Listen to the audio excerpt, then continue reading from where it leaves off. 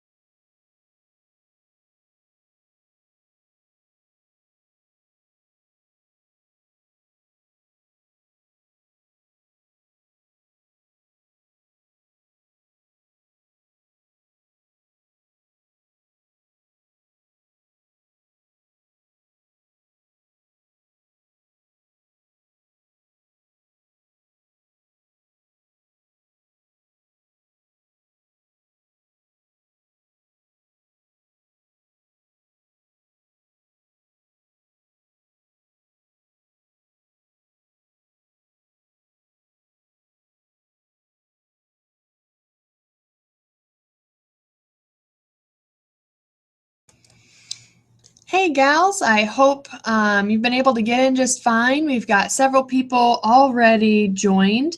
I hope you can hear me. If you can't, you should have the ability of clicking on the question and answer box. You can look around a little bit. I don't have the viewer side up, I just have my side.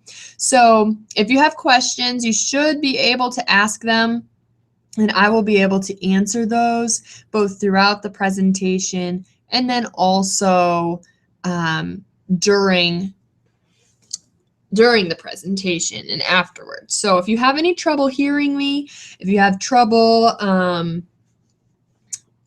seeing anything, you're more than welcome to ask questions right there. And we'll get started in just a few minutes, probably a little bit after 9, like 9:02, just so some more people can go ahead and join.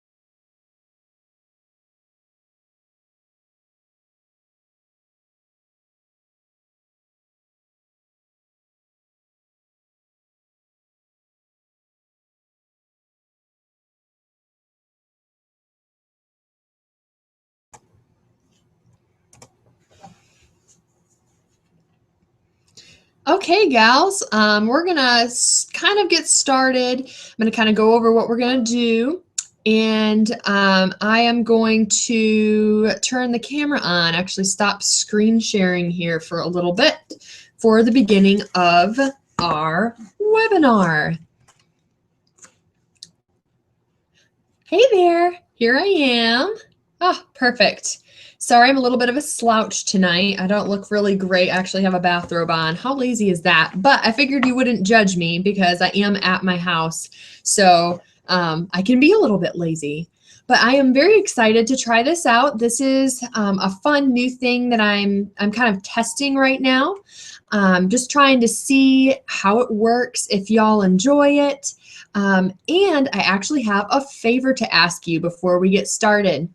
I'm doing this for fun, but I'm also doing it for a class, which is why I'm talking about this particular topic. So I need someone to evaluate the webinar afterwards to send in for this particular class. So if anyone wants to volunteer for that, feel free to email me afterwards and I will send you the form. And I would need it by Friday, but it would be awesome if you could help me out with that. That would be super fun. You can kind of help me get a good grade in my class. So that's something that I will talk about again at the end to remind you. But today what we'll be talking about is seeing God in our struggles, which is the name of this particular webinar. And that's a pretty generic title, I realize that, but we all struggle with different things. And when I get emails from girls or I talk to them in person, a lot of times what comes up is what they're struggling with, whether it's a sexual sin, whether it's an eating disorder, whether it's something like gossip or lying, or it could be anything. Sin is sin. We know that's the case. So we all have different struggles, whether it's contentment, singleness, financial problems. This world is fallen and those things happen. So when you have those kinds of struggles, it's sometimes hard to understand, hard to know what to do with them. Where do we go? So I'm right here with you learning this. I have things in my life. I've mentioned before, I struggle with my words and I struggle with being positive. When you think about the world, when you read about the world, it can get pretty depressing.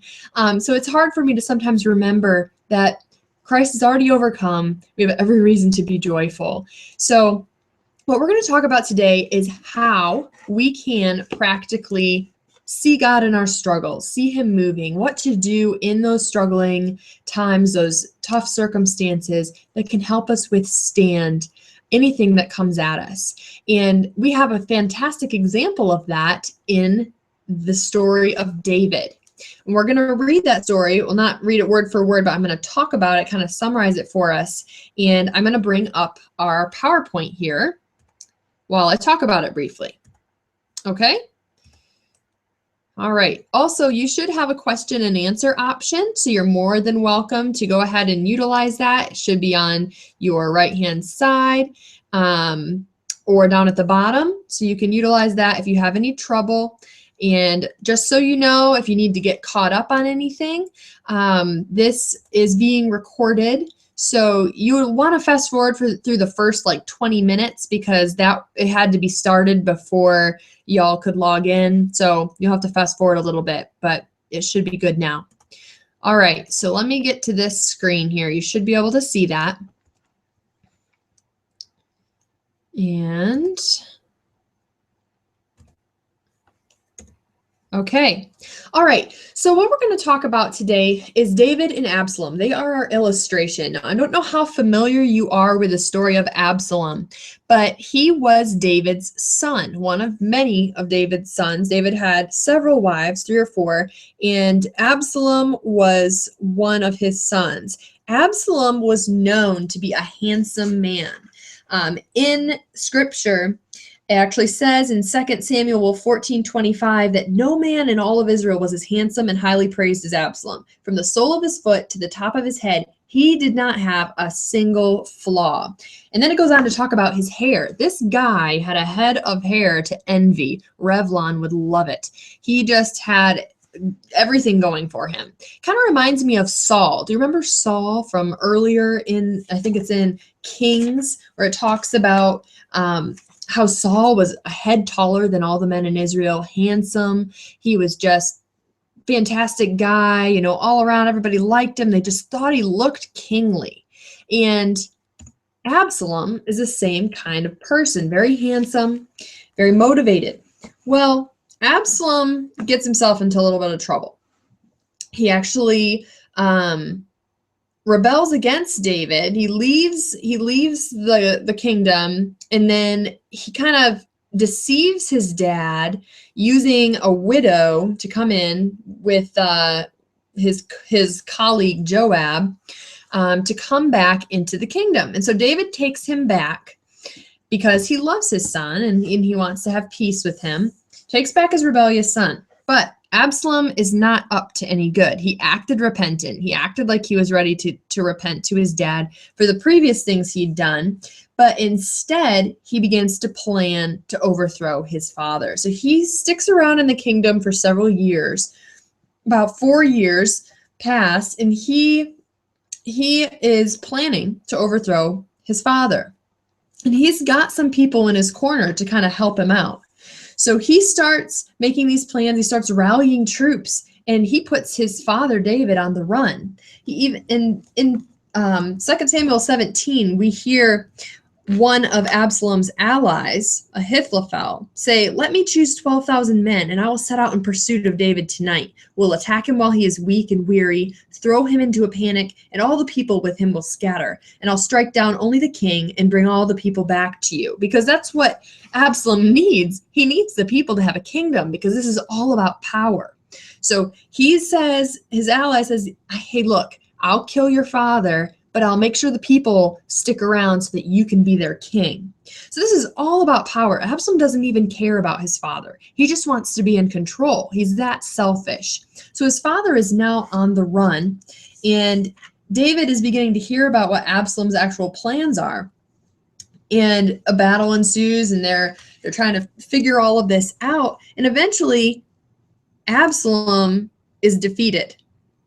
Absalom's death, though, is very traumatic, and it's listed here in 2 Samuel 18, where it says, Absalom was riding on his mule when he happened to meet David's soldiers. When the mule went under the tangled branches of a large oak tree, Absalom's head was caught fast in the tree because Absalom had all this beautiful hair.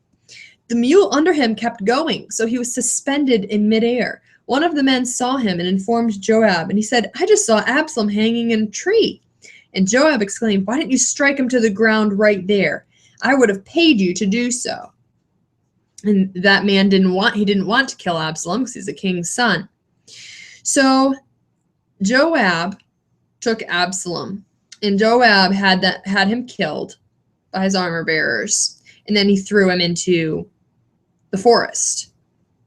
So that's a very sad ending. This is a very depressing ending to this story. It's just, it's good in the sense that David kept his throne, but his own son died after a long fight, after chasing his father, humiliating his father.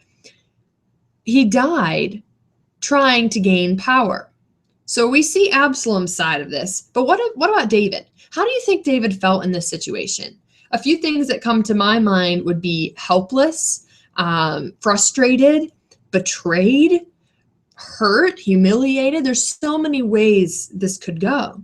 What other difficulties do you think entered his life because of these circumstances? I mean, I'd imagine he's now been separated from all of his wives, his other children. He's on the run. He has to plan how to fight against his own son.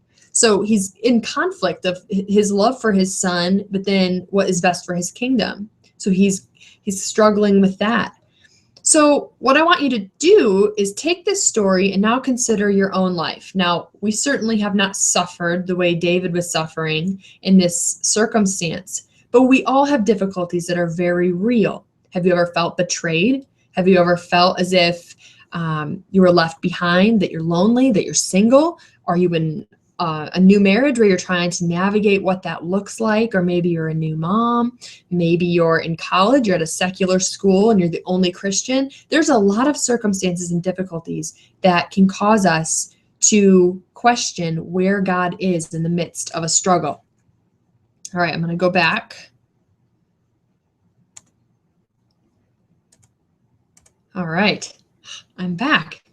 So when we're talking about these struggles, I want you to really, in your mind right now, as we're all together here, as if we're all sitting in a living room having coffee, I want you to kind of pinpoint one struggle in your life that you have felt pressing on you.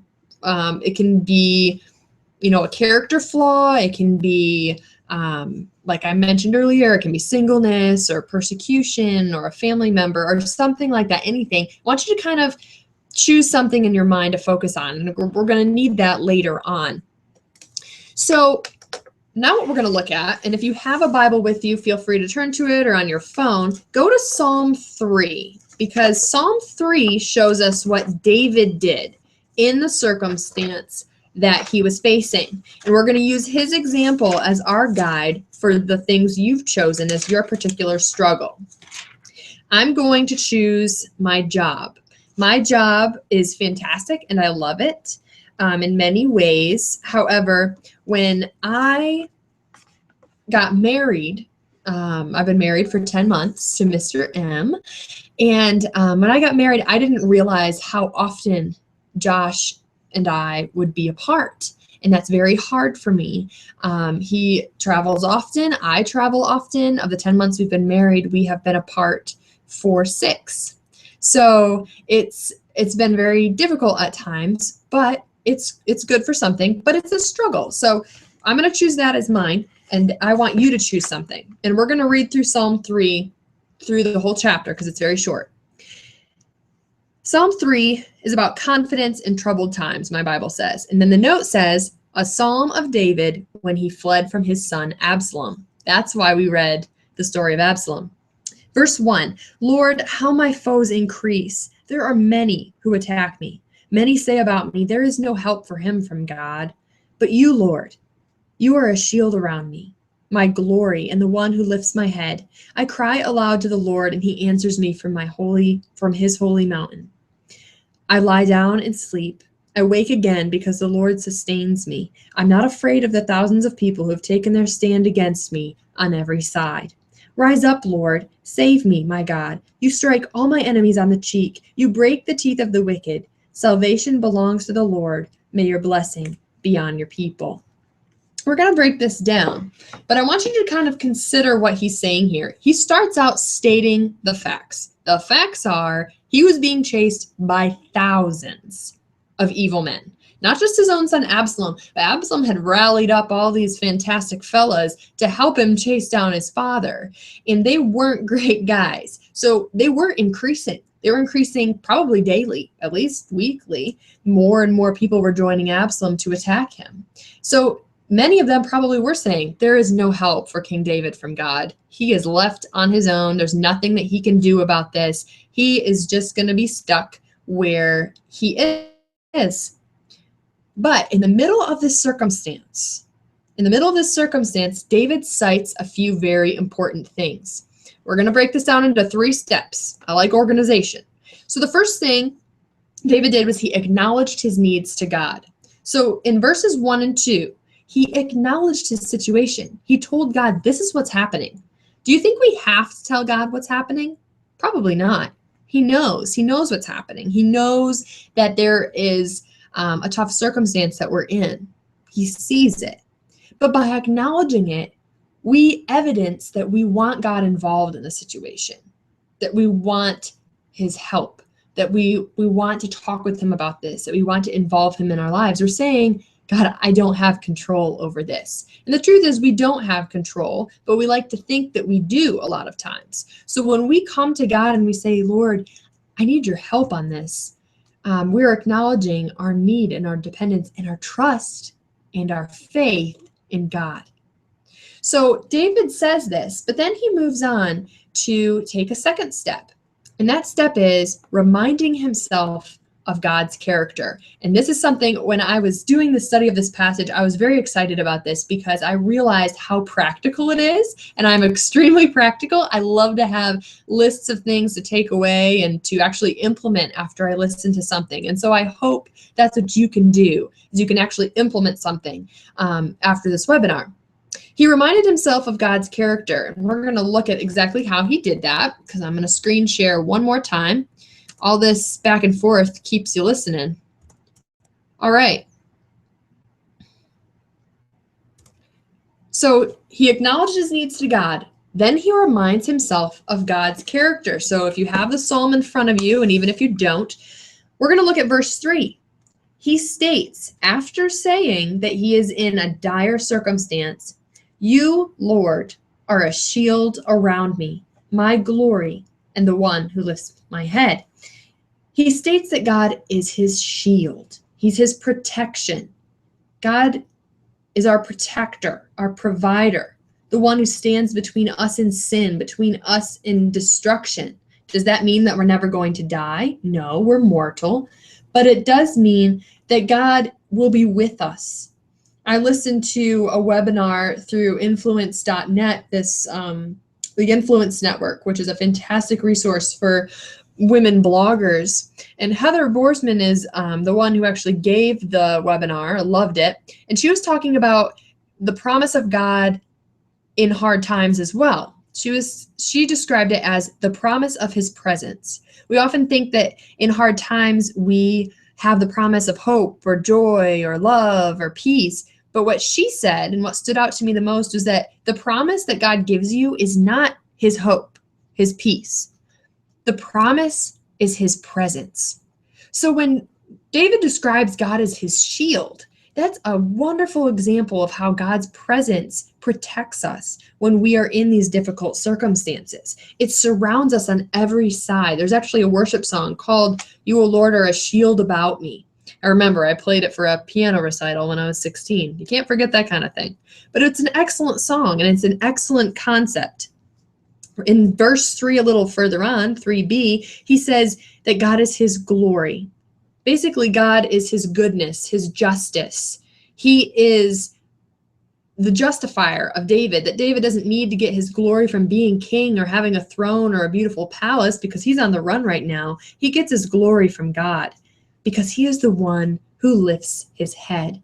Do you ever sit down when you're depressed or you're struggling with one of these circumstances? Let's use singleness as an example, because I remember being single and many of my readers are, and it can be very hard. That's one of the reasons I don't call singleness a gift. When I was single, when people told me that singleness was a gift, I wanted to stick a sock in their mouth. I wanted to just send them away. I was so tired of hearing it. And looking back as a married woman, yes, I see how I had a lot of freedom. I had lots of things I could do and go, pick up and leave. But I still don't think it was necessarily a gift. I believe it's a testing period, which can be a gift, but it's also a trial. So during a single period, during any kind of circumstance where we're either lonely or we're struggling with some sort of emotion, we usually are downtrodden in countenance, in face, in heart. So when David says that God lifts up his head, it's literally the image of someone kneeling down, bent over in tears, and God reaching down and lifting them up. I recently read in Mark 8 about Jesus healing the blind man. I read it this morning. And when Jesus healed him, he actually took him by the hand and led him out of the village.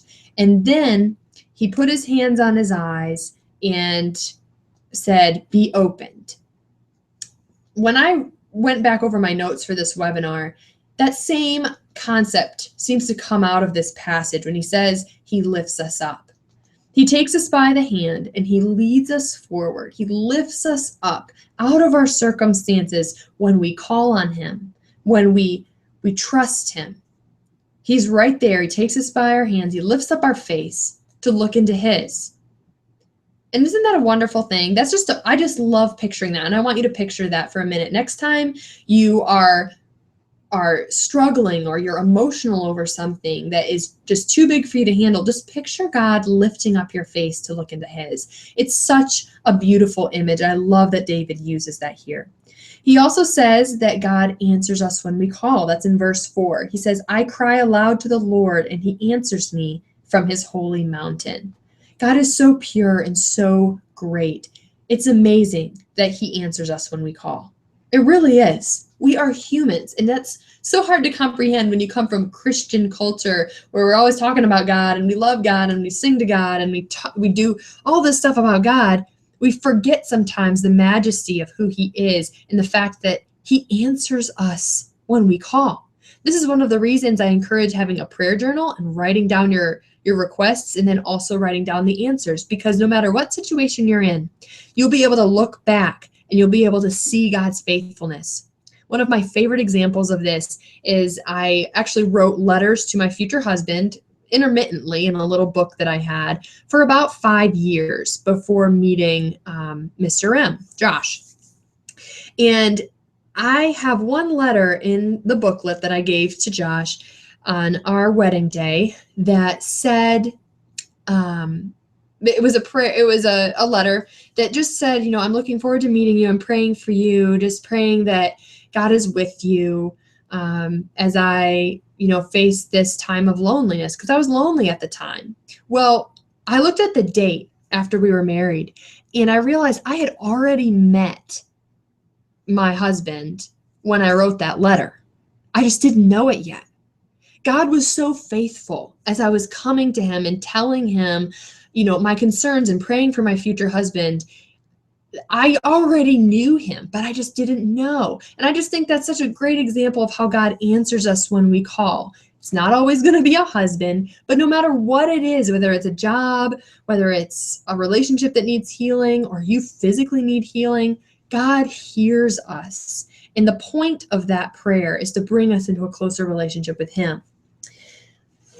It also says that God rescues us. In another version of verse 4, it says that God rescues us. He rescues us from our emotions, from our circumstances, from everything that assaults us. God will allow us to be tested.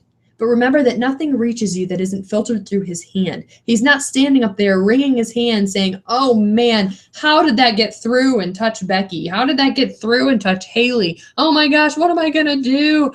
I totally forgot to send an angel to guard her from financial ruin. That's not the case. He rescues us from the things that he has allowed to test us. And in verse 5, it says that he not only does that, but he sustains us. We can lie down and sleep in peace and wake again because the Lord sustains us. A lot of people really struggle to sleep in today's culture.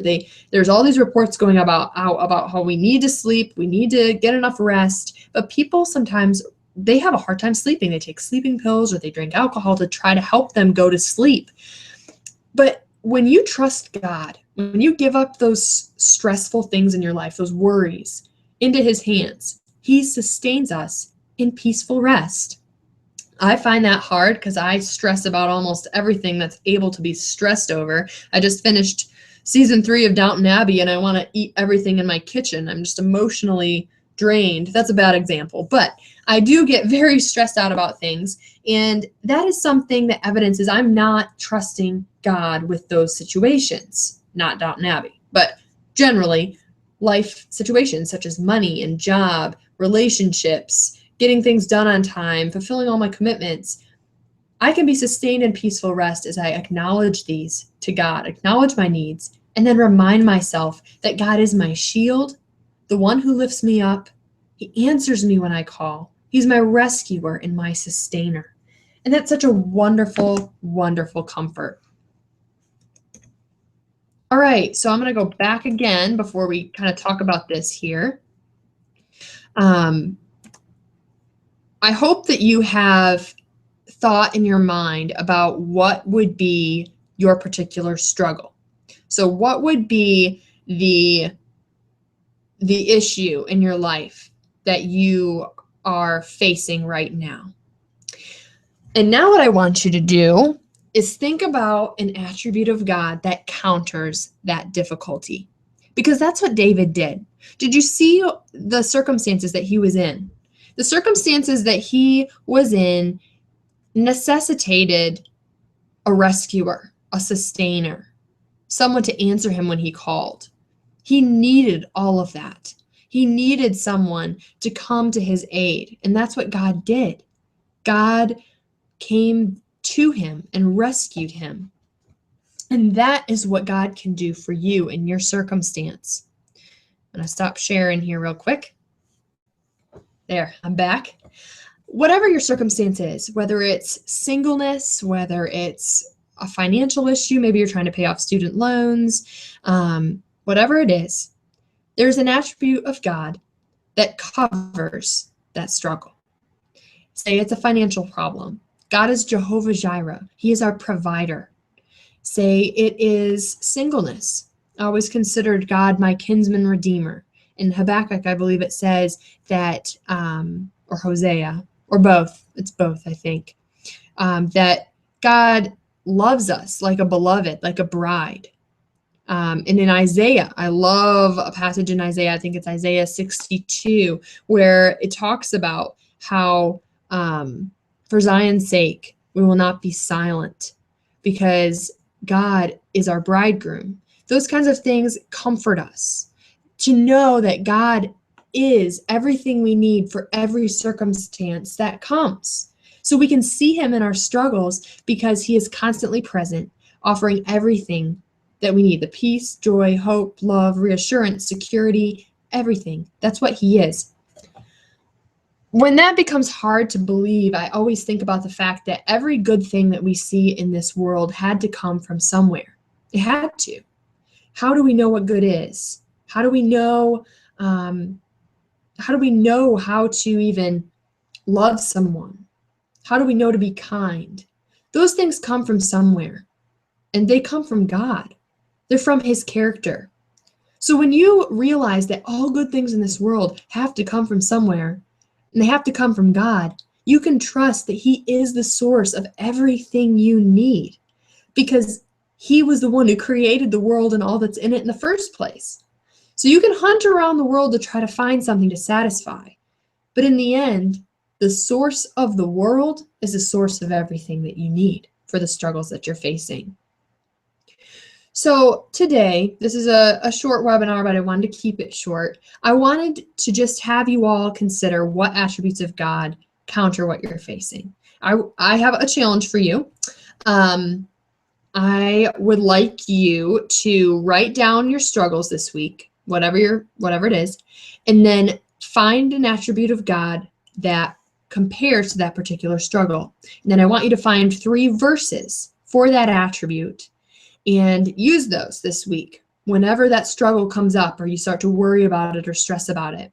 So if it's singleness, maybe look up Isaiah 62, look up the passage in Hosea. I'm sure Hosea is a fantastic book, so you'll find something in there. And in Psalms, there's a lot in Psalms that's very helpful. If it's financial difficulty or questions about your future, look up verses about paths of wisdom or God's direction, his will, his provision, and use those particular verses to support yourself throughout this week. And use those whenever you start to doubt, whenever you start to struggle with what you're feeling, with what you are, when those emotions start to overwhelm you. And this also applies to temptations, because I say struggles and it's such a huge, broad word, I realize. But that's why I did it, because I know that everyone has a different life and a different lifestyle that they're living. So say it's a temptation. No temptation has overtaken you that is not common to man. And Jesus was tested just as we are. That's Hebrews. So those verses could be helpful to you as you're facing these temptations. Remember that God is good. God is your rescuer and your sustainer. That applies to temptation.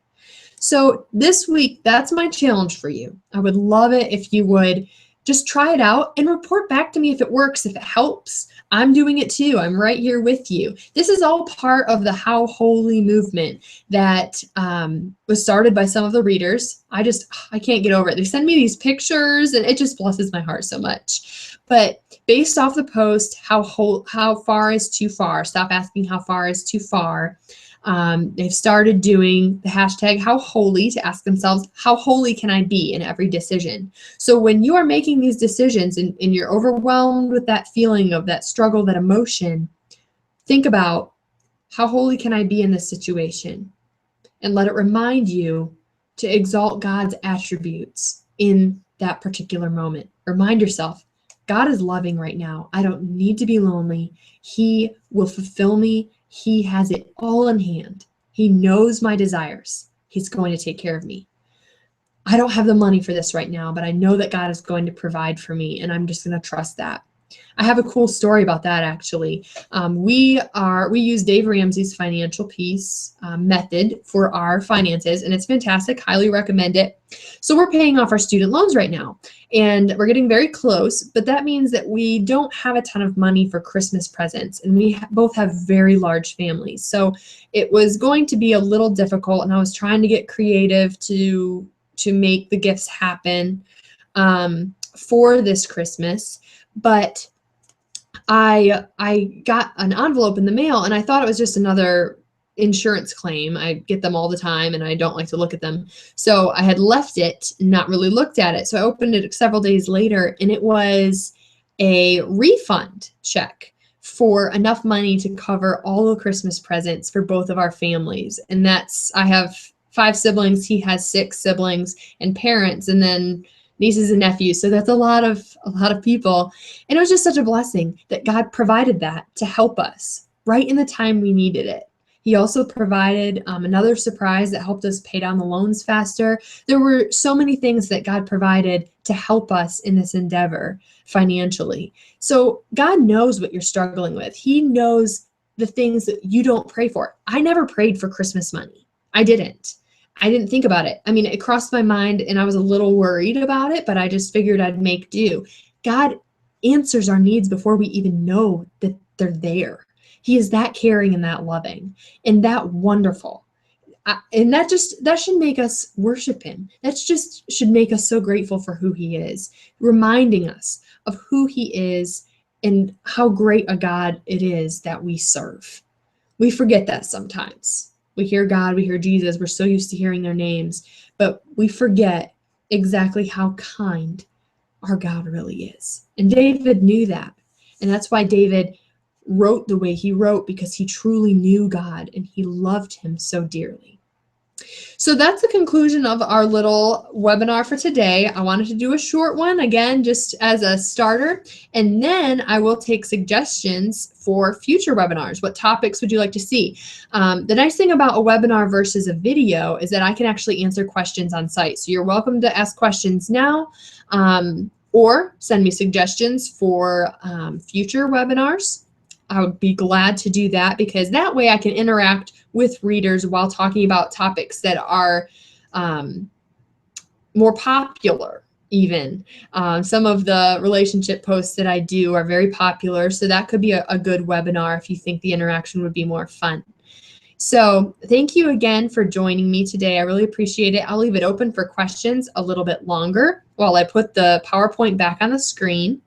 And then for those of you who are interested, I have an evaluation form. If you came in late, I am actually using this both for my blog, but also for a class that I'm taking. So if you're willing to do the evaluation, just send me your email address. I'll send it to you, and I would really appreciate your help with that. Here's a question. Thank you for sending it. In the midst of struggles, I've noticed how easy it is to be self-centered. Do you have any suggestions for how we can still be building up others while we're going through stuff? This is an awesome question. I love it. Such a great question. Yes, I do have a suggestion, and that is simply build up others while you're struggling. I know it sounds very silly, but what it does is it actually shifts your focus off of yourself into the other person's needs, and it distracts you from what you're feeling. This is one of the reasons that I highly encourage single women to get involved in their communities, to volunteer, to try new things, to learn new skills as much as possible.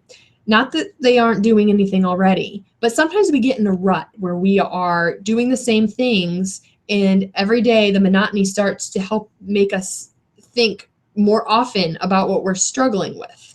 We start to think, gosh, I'm so lonely, or whatever it is, I don't feel well, I've been sick for so long. But when we reach out to our community, when we go into our churches, or whatever it is, a food pantry, a safe house, and we see the people who have needs greater than ours, or we help fill some needs, it takes that weight off of us, and it grants us a sense of fulfillment, knowing that even in our own pain, we're able to show God's love to some other people. I was able to do this in our particular community. There is a safe house for women from abused homes, women and children, and then a home for runaway girls. And I've been to both of them, as well as the Boys and Girls Club here. And I can't tell you how that experience changed me. I've never been on an overseas mission trip. I probably never will, because I feel called to America as a mission field. And going into my own city and seeing these people made me realize that all of my stresses are nothing compared to trying to find food to feed your children at night. A lot of these kids' parents aren't able to feed their children. So what Hannah's asking here about being self-centered is an excellent question. And the best way to not be self-centered is to just go. Just start running, start learning, start picking something to get involved in, even if it's just once or twice. And use your skills to bless someone. Can you cook? Cook something for Thanksgiving. Take Thanksgiving dinners to needy families in the area. Can you sing? Go to a nursing home and play piano or play guitar and sing. They love it. I used to do that in high school. They just absolutely eat it up. Or, bake cookies for someone, a neighbor that you haven't met and you want to meet. Or take a meal to a lady who's expecting a baby. There's so many options. I mean, those revolved around food. Maybe I'm still hungry. I don't know.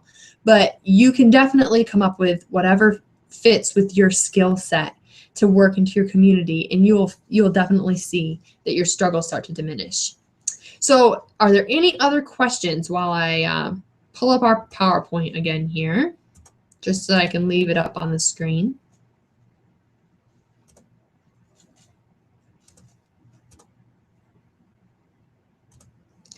All right.